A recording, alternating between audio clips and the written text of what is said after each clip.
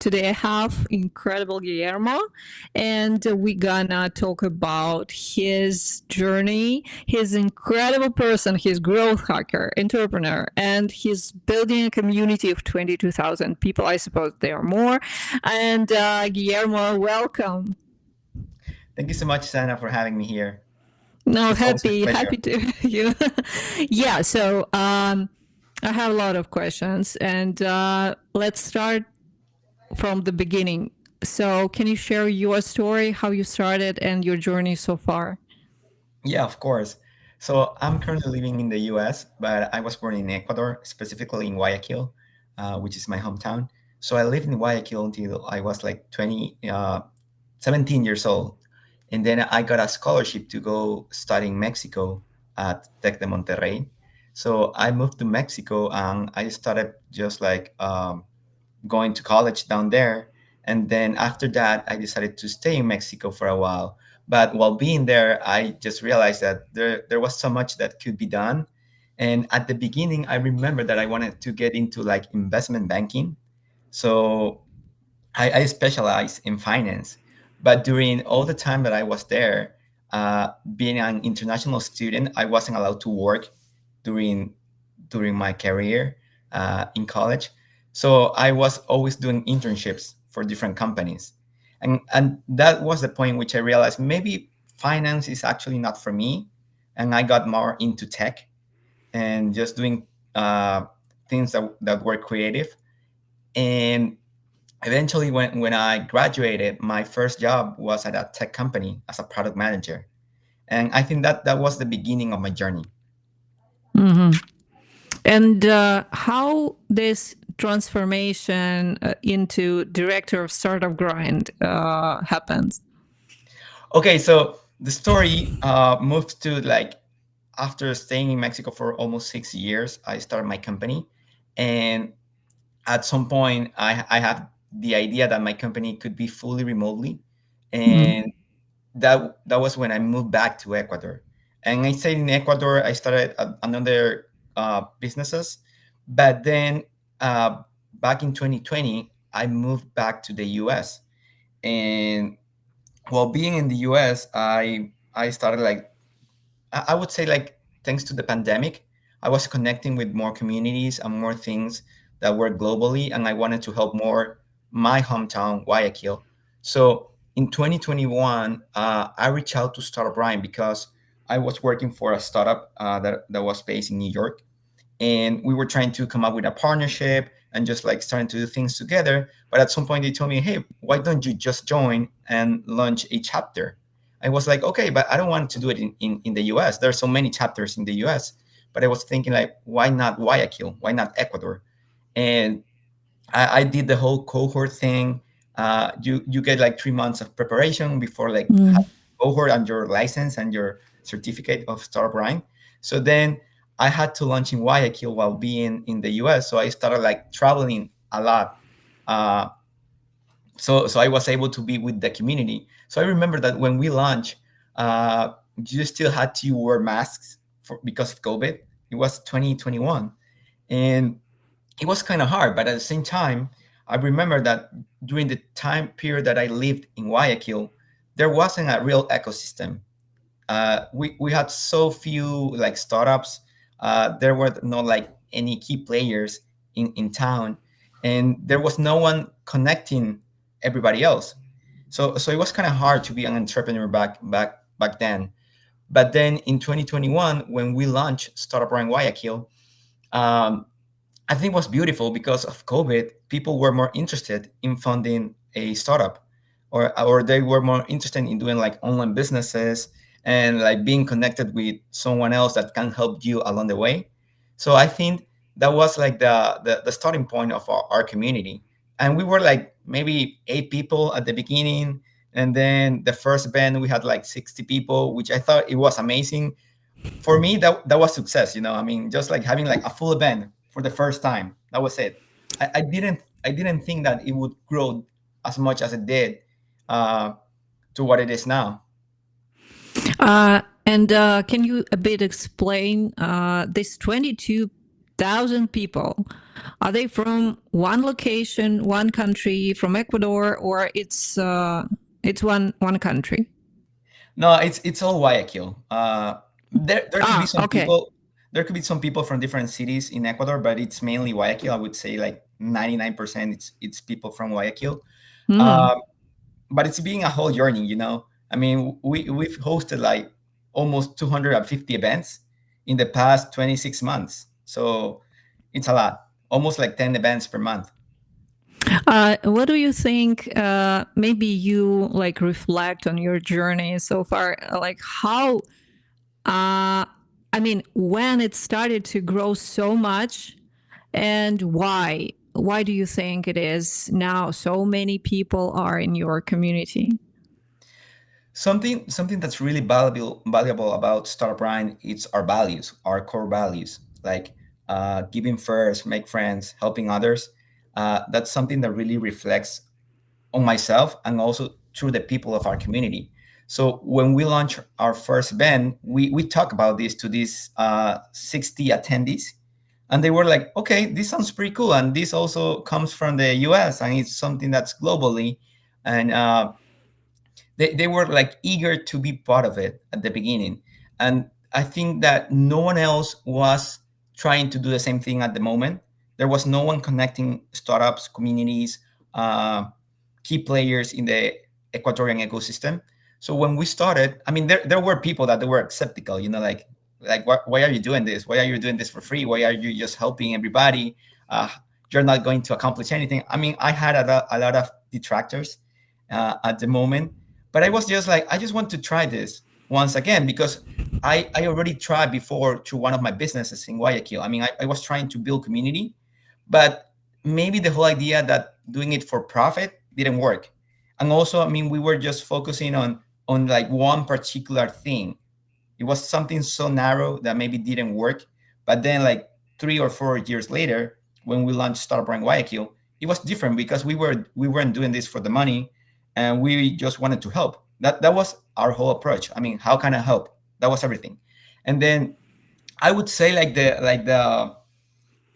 the part in which we really grew was when I started like giving away like free time in my calendar to help anyone. So even now, you can go to like our website, like starbrine.com/Guayaquil, and there you're going to find my Calendly, in which you can just book like one meeting with me for free. I mean, and I will help you through anything.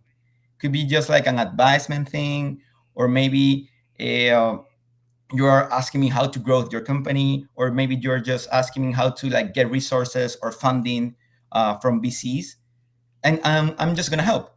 So I remember like during the first 6 months of Startup in Guayaquil, I had like maybe 100 video coffees. That's what I call my meetings through my Calendly account for Startup. And I think that was the most helpful strategy. Just like having like a free open calendar to help anyone in the ecosystem. Hmm. That's interesting. I suppose it's not a common thing. I mean, yeah, there is accelerators, there is different type of communities, but it's harder maybe to get there and to get the help. And some accelerators took equity and other stuff. So, okay, so let's get back to you as an entrepreneur. You mentioned like you giving away your time. How you manage that? I mean, how your day looks like, your normal day. Okay, so for me, like Monday and Friday, it's all business. It's like I take care of my clients, I work with my teams, I have only meetings that are related to making money. Then I would say like Tuesday, Wednesday, and Thursday in the mornings, I do all the things that I have to do on my own. And then during the afternoons, I have like my open Calendly for everyone. Mm. So what does one day look like? I would say like I try to wake up every day like at 6 or 7 a.m. If I do wake up at 6, I do a workout. If not, if I wake up at 7, I don't work out until the evening.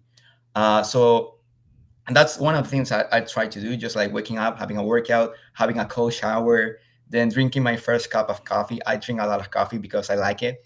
uh, but now, like, one of my newest habits, it's to just drink coffee until 2 p.m. and then stop.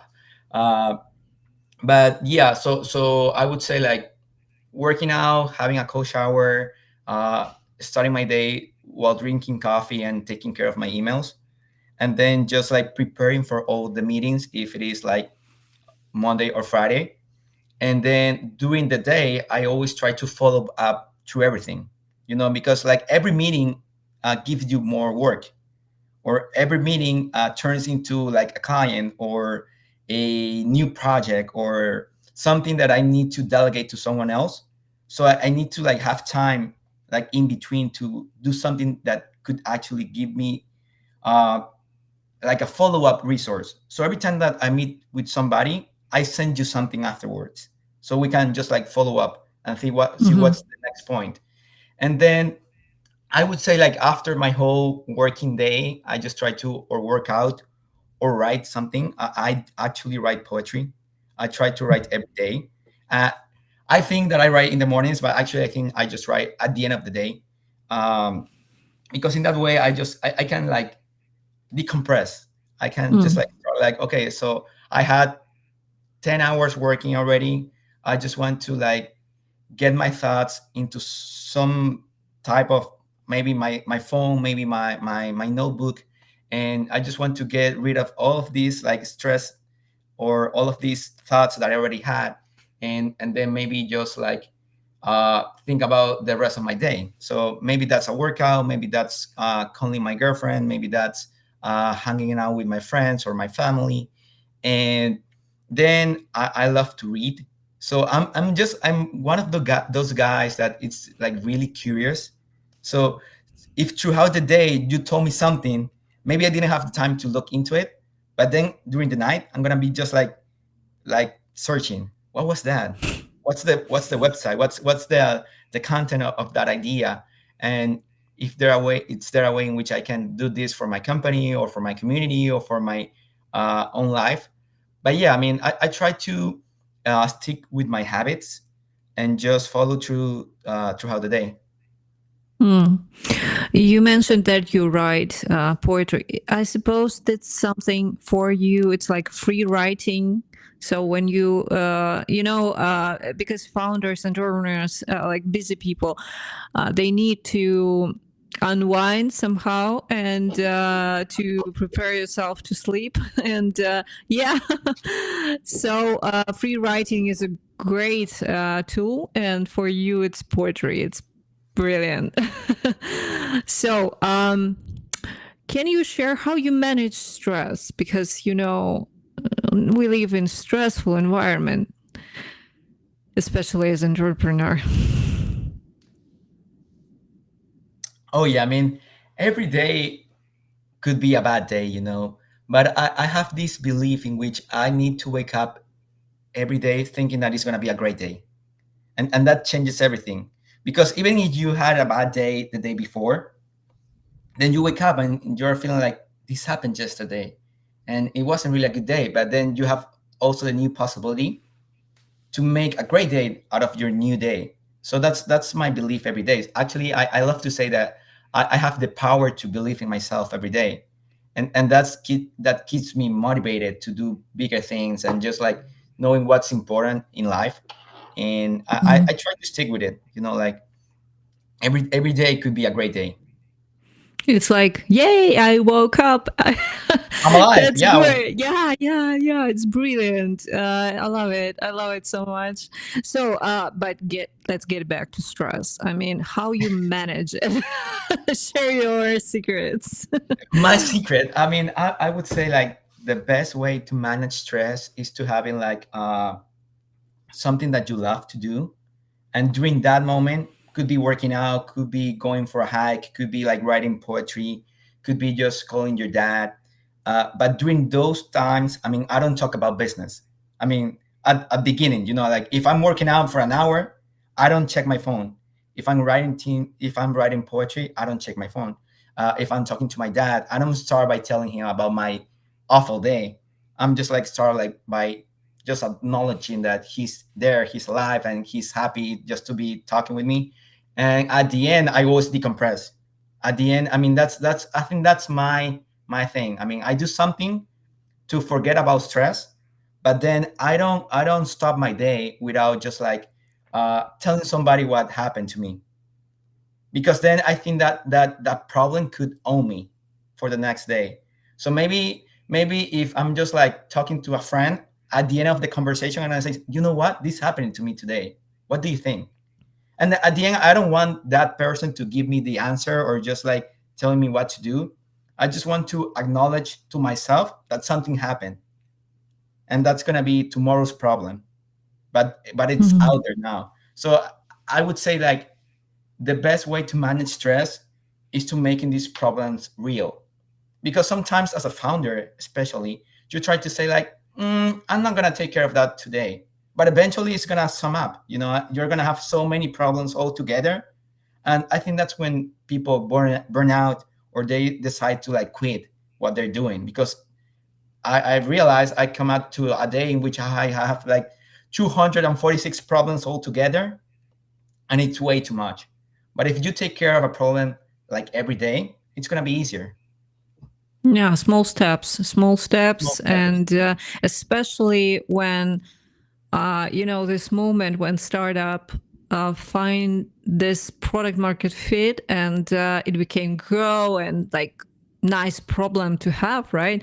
But actually, A hot operations problem. wise, it's gonna be crazy, and it's gonna be crazier and crazier and crazier. You need to hire people, you need to like build processes and so on. So you just cannot afford to postpone any problems solving. So yeah. And as we started to discuss problem solving, how do you approach problem solving in your business? So one thing that I love to do is to deconstruct everything. So let's say you want to run a marathon. Okay, so it's gonna be a huge effort, and you're probably not going to pull it off in your first try. But the way in order to approach that problem or that situation is just, okay, so maybe I'm just gonna run a mile every day. And then maybe when I feel ready, I'm gonna start running 2 miles or 3 miles or 4 miles. And eventually you're gonna get better at running, but also you're gonna think about your nutrition and your like sleeping habits and what else you can do in order to perform better for the marathon. And that's something that you can only figure out if you deconstruct the problem. So you have this big problem. So maybe that's a month of work. But how do you get this to become like 2 hours every day?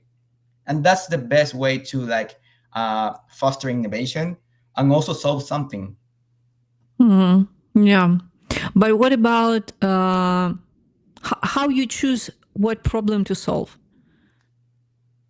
Okay, so we do have like a methodology in which we try to like come up with every idea that could possibly solve the problem, and then we try to like break up these ideas into two, maybe like idea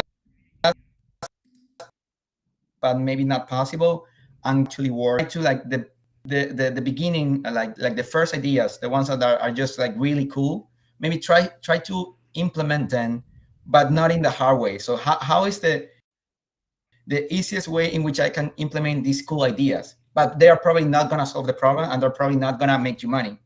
But then the ideas that are actually going to solve the problem or make you money are the ones that you need to prioritize. Okay, so which one's first? And what do I need in order to take care of this idea? And then it's going to be maybe you need a team, maybe you need knowledge, maybe you need money or resources or whatnot. So which one is the first that you can solve in order to get to the next step and the next step? So we break down everything, and we take care of steps, we take care of creating a process for every problem.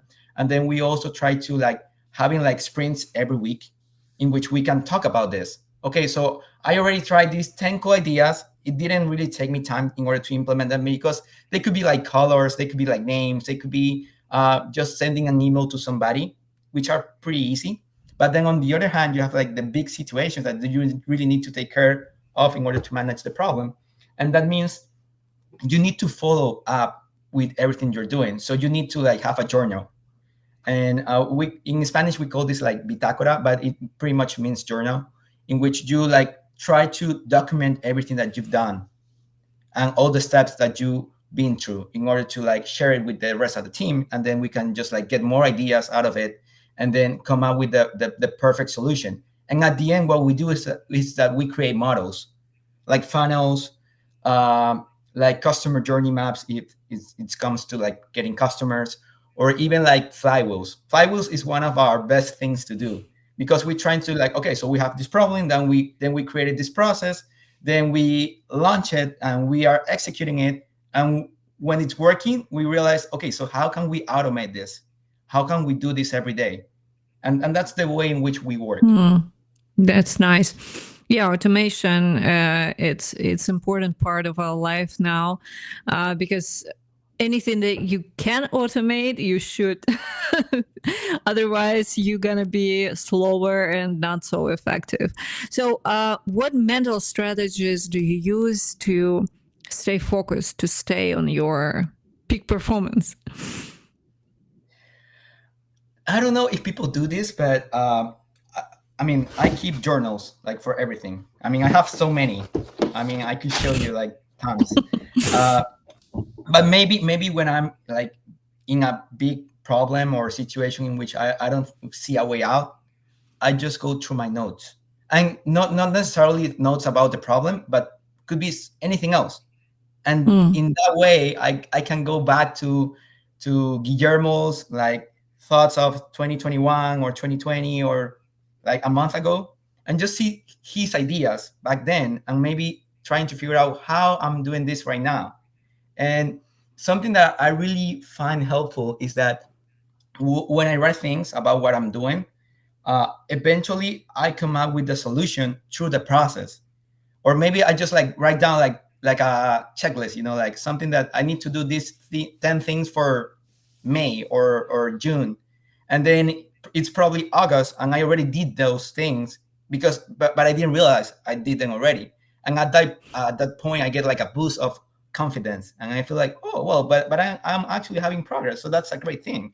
So I think that one of the best ways to have like my mind like all together would be like just like sticking to the process and just like giving myself all the acknowledgement that I need, like going back to my previous thoughts and just like working out what worked through the process, and just like giving myself my own confidence in order to manage the next problem. That's very interesting thing, because this what you mentioned, like reading your journals, it's like reflecting, and also it's great, as you mentioned, acknowledging yourself. It's boosting our motivation. It makes us happier, and it's great actually to reflect on each week. It's like at the end of the week you're reflecting what's going on and so on. It makes our life much better. I must say. So you mentioned that you are doing some sports.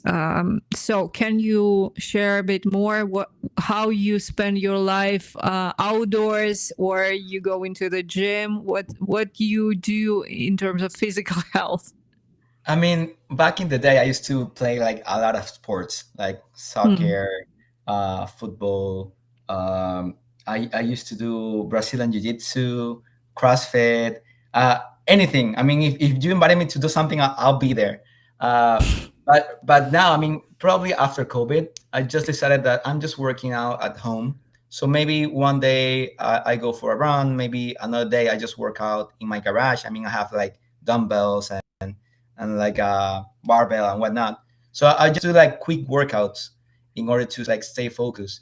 And something that I love is just like the whole idea. I mean, I don't need to be like shredded or to be like overly fit. I mean, I don't really care about that. But I think about this as a healthy factor. I need to be healthy in order to perform better every day.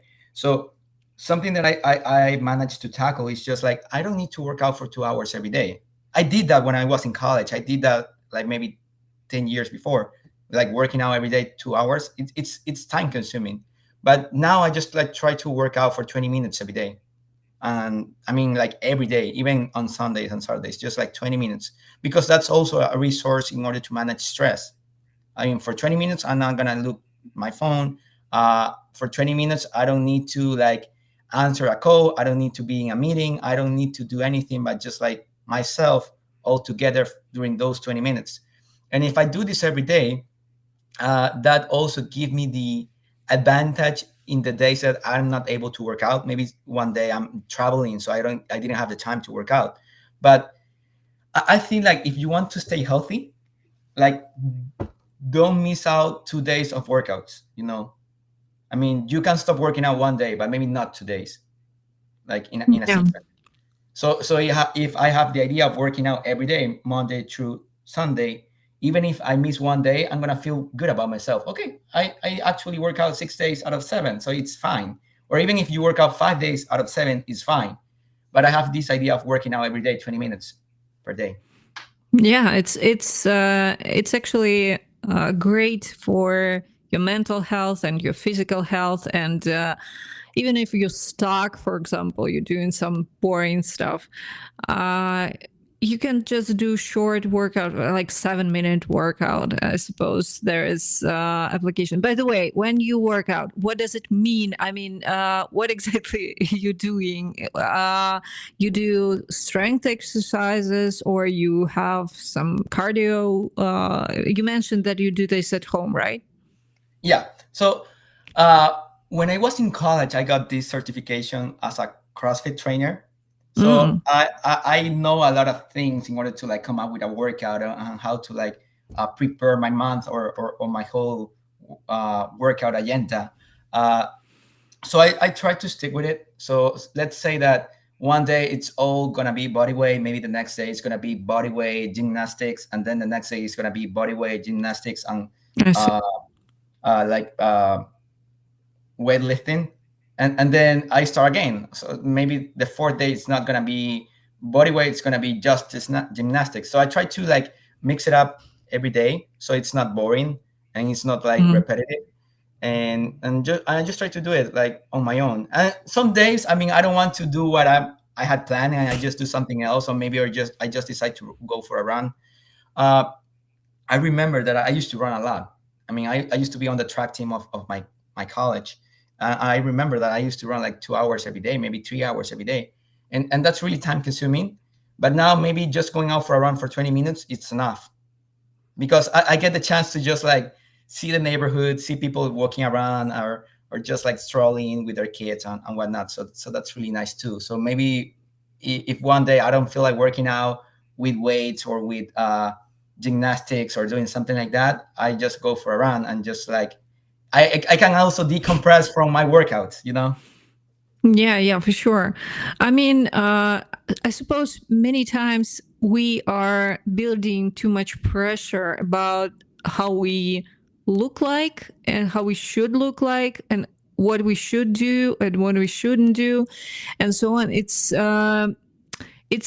weird because actually because of cortisol, because of this stress, people became more like they gain weight and they become were they're not healthy about because of that. So it's nice when you have 7 minutes a day. It's nice when you have 15 minutes a day. Just just do that. That's it. It's your choice. You can find 7 minutes, you can find 20 minutes. It's harder to find 1 hour, for Yeah, example. Yeah, exactly. and especially when you're not at home, when you need to go somewhere to train for a gym, for example. And I know in States there is a big problem with that. Sometimes you need to drive to like an hour or Yeah, I, don't- so. I, I don't like that whatsoever. I mean, Yeah, yeah, yeah. I don't like driving to a gym because it's really time consuming. I mean, you need gas in your car, you need the time to drive, then you need to like have the time to shower somewhere else, or maybe when you go back, and then there's Yeah. traffic in between. And I think that's something that I mean it's fun if you want to meet new people and just be surrounded by people that are doing the same thing. Even I think this actually works when you don't have like the habit of working out. I mean, so you need the pressure of more people working out around you, so you feel like, okay, so I mean, they're doing it, so I need to do it. But at some point, if you actually get the habit of working out like frequently or every day, you realize you don't need the motivation of other people working out around you. So at that point, I mean, maybe just going to a gym, it's not worth it, at least not for myself. I mean, I haven't Yeah. gone to a gym, I haven't gone to a gym since, I would say, 2019. So it's been Hmm. 4 years without going to the gym. And this is funny because maybe like a month ago, I was with Startup Grind's CEO, and he was like, "Hey man, we were in Ecuador for a conference, and he was like, "Hey man, can I go to the gym like during the conference?" I was like, "I mean, yeah, you could, but why would you want to go to the gym? You're only gonna be in Ecuador for like 24 hours. I mean, if you actually go to the gym, it's gonna take you 2 hours, and then you won't be able to like be part of the conference or hang out with us." But then I realized maybe for him, going to the gym is what he needs to do in order to perform better at the conference, or making connections, or just being uh, right there, like enjoying the moment. So maybe like the things that work for me not necessarily works for everybody else. And maybe for him, just like being away gives him the chance to work out, because probably for him, he has 4 kids, so maybe it's harder for him to find time while staying at home to work out. so Yeah. so my point being, like, you cannot like get my habits and do them. You need to find your own. Yeah, and what's works best, and I have an interesting case about this workout stuff. Um, I worked with the founder of tech company, and he had like crazy schedule, and he said to me like, I really really want to find time and motivation to go and run, for example. And what I said to him is like, okay, you need to put on your workout clothes and get to sleep. And in the morning, when you get up, yeah, you look weird, but you go out and run. And he did it for several days, and then he just preparing the clothes, like going to sleep normally, but then he started to prepare clothes and then go to like making habit through this. And we started with this weird stuff like, okay, you need to take your workout clothes, take it on and sleep with it, but you need to find easiest way. Easiest.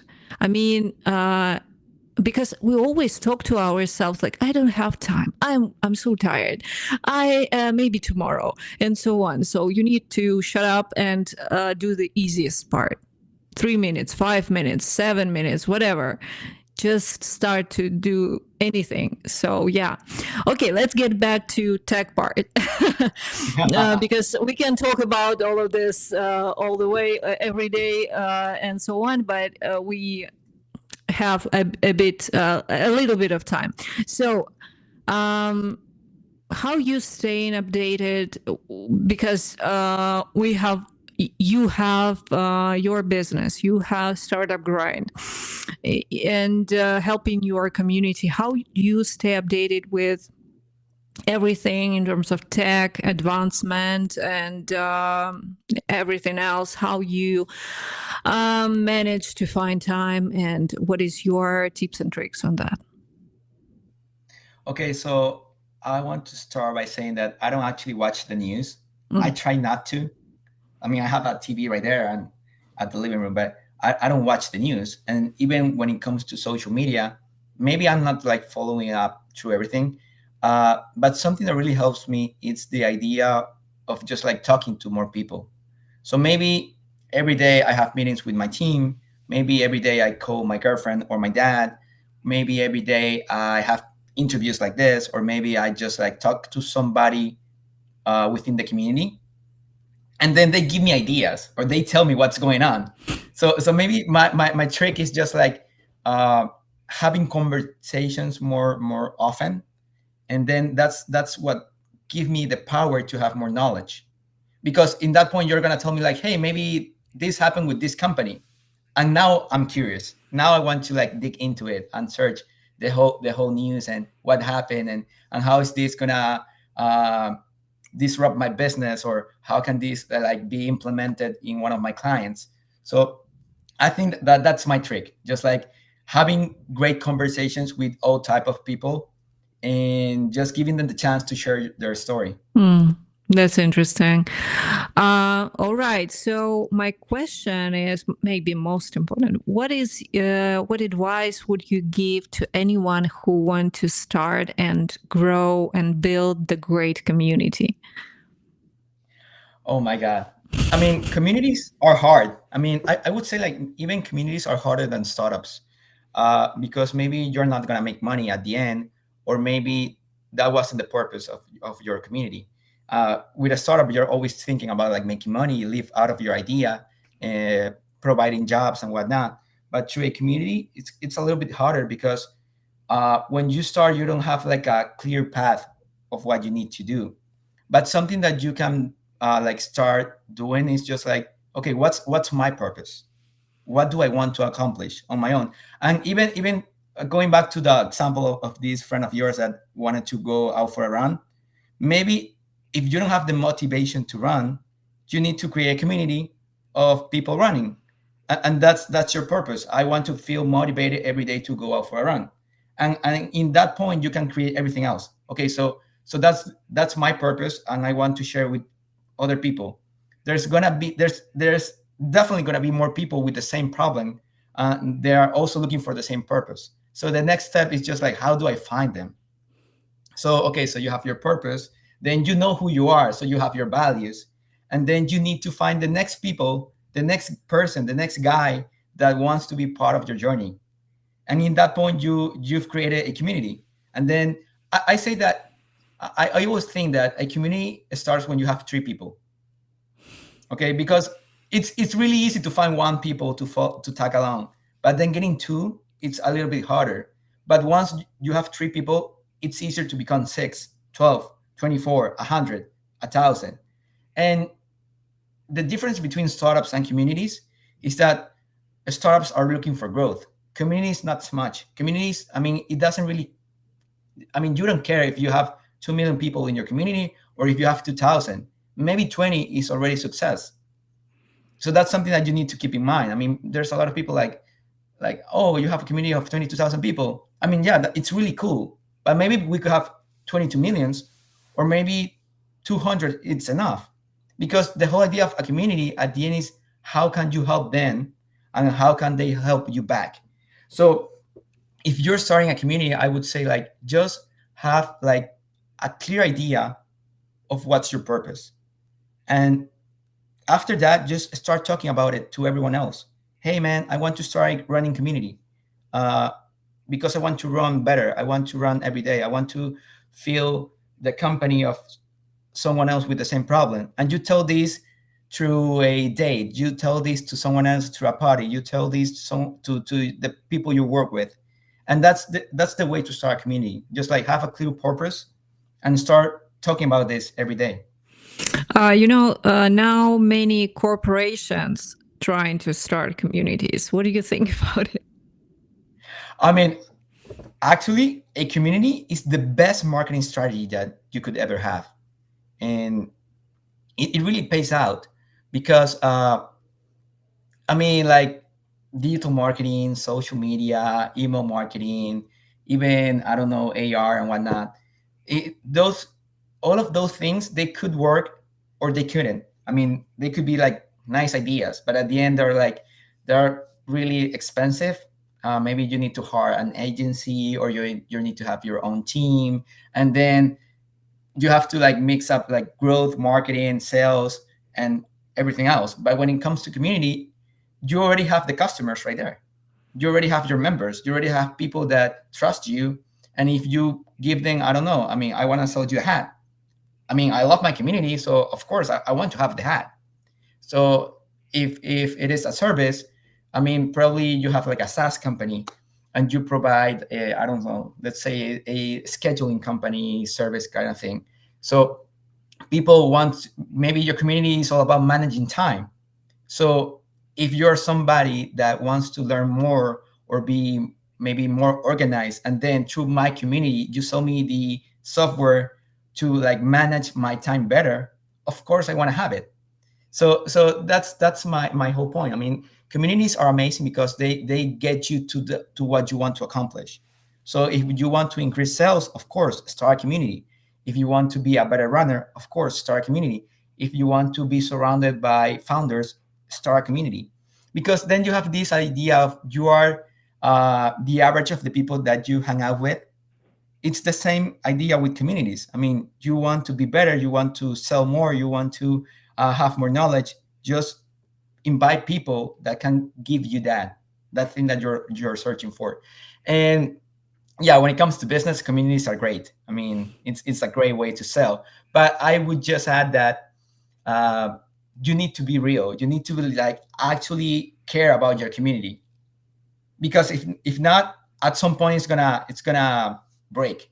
Of I mean, course. people are gonna realize, okay, but they invited me to this community because at the beginning they just want me to sell a subscription, or they want me to pay $1,000. So, but having said that, I think that communities shouldn't be free. Okay, so maybe if you're starting a community for your own or for your business, they shouldn't be free all the time. I mean, they can start with a free trial. They can start with something that you can just like go to the events, or maybe you can go to the video call every week. There should be like some free factor within your community, but they shouldn't be like free overall. Because the thing about the community is that it needs to make money at some point.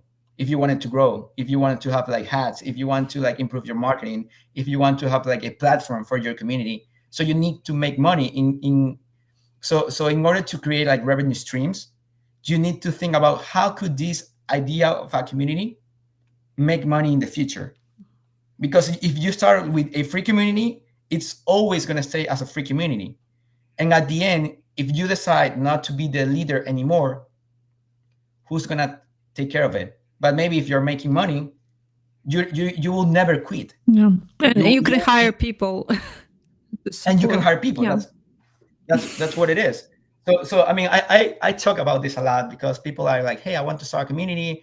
I have like 20 free hours every month, so I'm gonna do this, do that. I'm like, sure, that's a great idea, but maybe stick with that idea for the first month. Then the next month, at least charge for one of your hours, or try to sell something, or come up with like the freemium subscription of your community.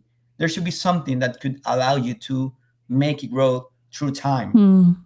Because if not, like I would say like 99% of communities, they die out because of the leader. And I would say maybe not so much about resources and money, but because of time.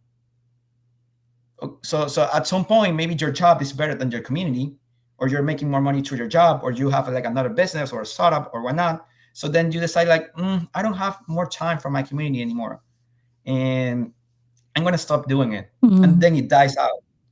But if you're making money off your community, even like a small amount, maybe just like, I don't know, $100 every week, that's something that gives you like the whole idea of, yeah, but I don't want to like forget about these people. I don't want to like stop doing it. And maybe you just say, well, I have $100 every week.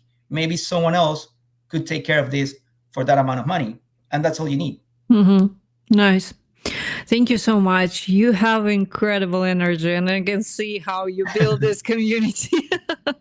You are a wonderful person, and thank you. Thank you for your time and for this sharing. And thank you everyone who's watching now and who's going to be watching later. And have a great day. This is the last interview this year, and I see you in January with more wonderful guests. Bye-bye. Bye. Thank you so much.